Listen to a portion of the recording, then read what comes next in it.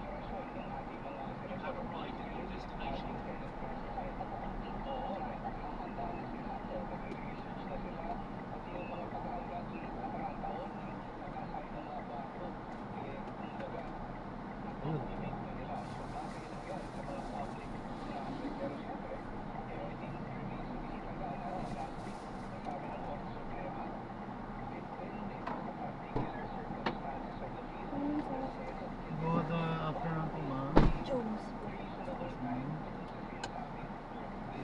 Arriving in 20 minutes at 1:47 p.m. This route is tolled.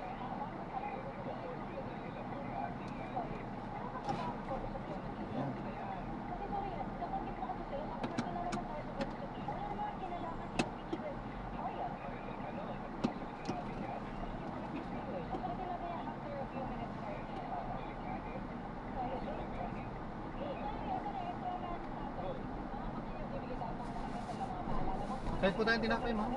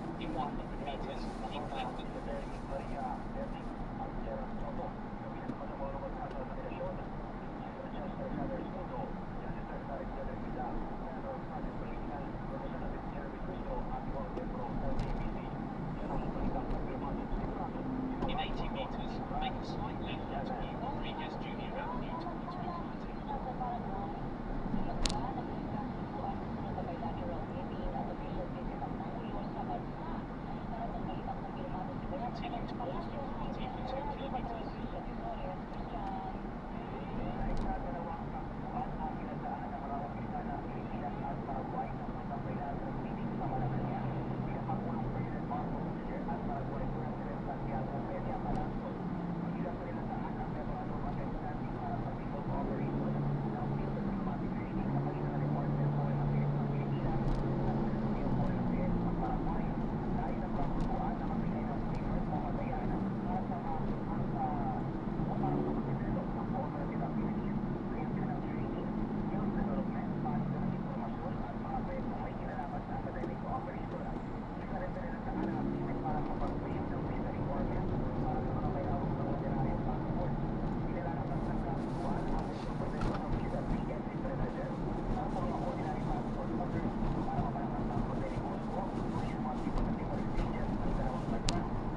Continue straight in this traffic light.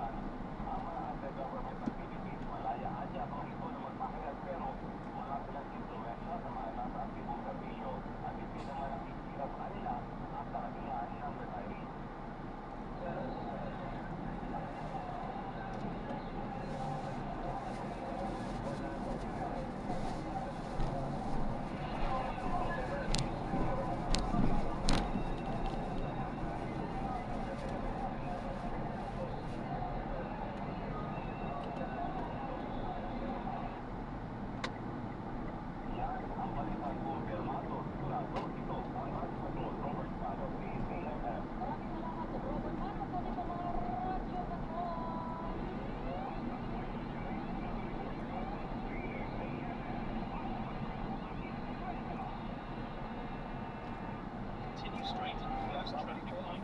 Then, in 700 meters, keep left.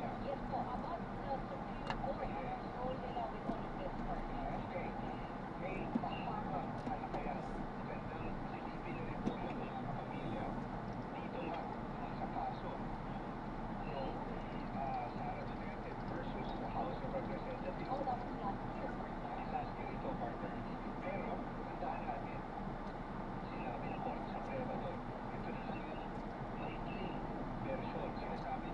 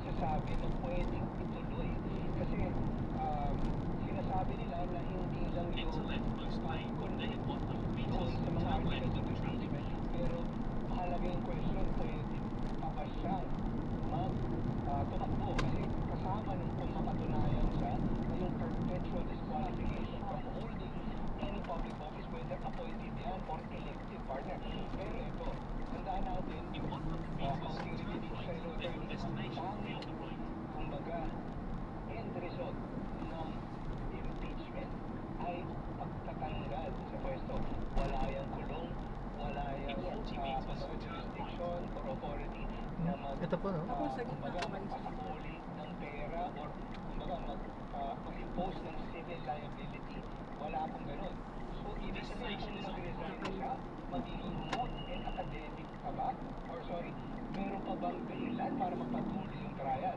Big question mark. Hindi po ako mga dahil hindi naman po tayo eksperto dito. Pero, asahan ninyo, halimbawa lang, di ba? Hypothetical, mag-resign siya. At Ingat po, God bless po. ng Senado kasi sila yung exclusive authority. Hindi, tutuloy namin yan. Asahan Sige ninyo, po. dadalhin yan sa Korte Suprema at doon Korte Suprema, doon tayo makakakuha ng malinaw na sagot. Meron pa ba silang jurisdiction to hear? O yung pagpapatuloy ba nila sa pag-hear ng impeachment trial ay grave abuse of discretion na? Okay. Yun ang malalaman Passenger is natin. sharing Pero their kasi location. sa akin, no, kung sakali man po entertain natin yung question ni Tony, mag-resign si Madam Okay. in the middle of all of this chaos. Hindi na nga siya lumusot sa Kongreso, magre-resign pa siya kapag po. Kunwari, hypothetical. That says a lot about the situation. So, maganda pa rin po ito, patuloy man o hindi yung impeachment, magagamit po natin itong batayan kung sakali man po tatakbo siya ulit sa susunod na eleksyon. Kung kahit sino man po mga politiko, magiging basihan po natin kapag po tayo nag-iisip, sino na po ang iluluklok po natin sa mga matataas na posisyon na ating basa. Sa technical